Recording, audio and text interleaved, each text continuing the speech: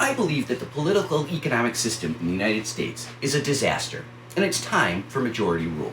I also believe that our American ancestors fought and gave their lives and blood to win democratic reforms for us.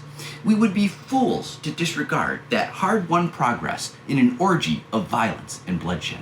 Our election system is shamelessly skewed in favor of the rich and powerful. It's true. But there's still life in the old girl yet. With our numbers, we can overwhelm concentrated wealth and win democratic victories for our children and grandchildren. This should be our goal. To that end, I propose we start a new political organization designed to win majority support and elect majority representation at every level of local, state, and national government. Surely I must be joking. The people of this nation have never felt more divided. How could we ever agree with one another about anything? Our entire society, the mass media especially, intentionally divides us. You know those culture war issues that Fox News, MSNBC, and CNN spend all day yelling about? That is purposeful. You know how race is used as a wedge to keep working class white folks and people of color from seeing one another as fellow human beings? That too is intentional. The truth is that there's potentially quite a bit that can bring us together, but it's up to us to do the hard work of finding that common ground. One of the first opportunities I see for unifying Americans and winning support for our movement is the principle that every vote should count. I think most everyone believes this already. If you don't think every American's vote should count, you obviously don't believe in normal people having control over their lives in government, which is the essence of democracy. We should all have a say. I believe in the power of democracy to restrain the excesses of the rich and powerful. As Michael Parenti says, democracy is a wonderful invention by the people of history to defend themselves from the power of the wealthy. So let's recap some of the voting reforms I have suggested in my videos so far. These should form some of the main planks of our fledgling political organization. First up, proportional representation.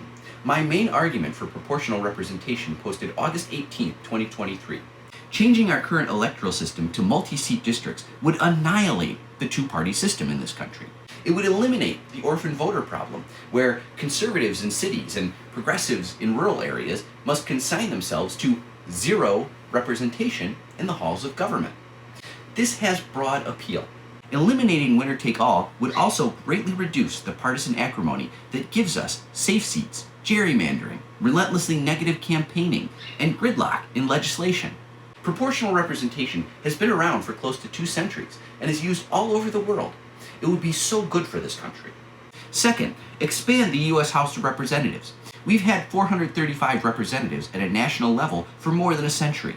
This makes a mockery of the idea of representative government. Check out my video from August 20th for more details.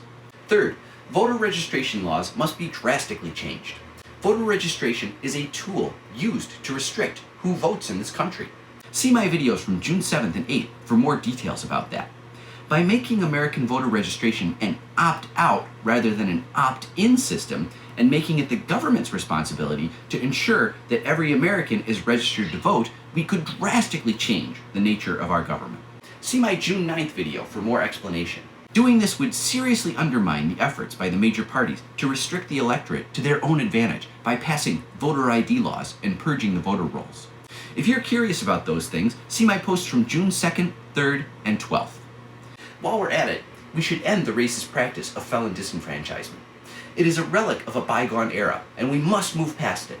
If you are an American convicted of breaking a law, you are still an American and should not have your most important democratic rights stripped away. I also think prisoners should be allowed to vote. See my posts from June 1st and 2nd for more support. There are many more common sense reforms that working Americans would support if given the option. Our current two-party system does not offer us much in the way of options, so we must create opportunities ourselves. Working people are suffering in this country, and neither of the major parties are willing or able to offer any real support. That's where we come in. It's time to offer a powerful new alternative. We can win. We can make change. We can shape a brighter future for our children and grandchildren. It is within our power to do so. Cynicism is self-fulfilling prophecy. Don't fall into that trap. Keep hope alive. Believe in yourself. First steps: educate others, organize, Reject the corporate-sponsored political parties. They are a waste of everyone's time. Please take a moment to like, follow, favorite, and subscribe to my free Substack. Let's make them pay, brothers and sisters.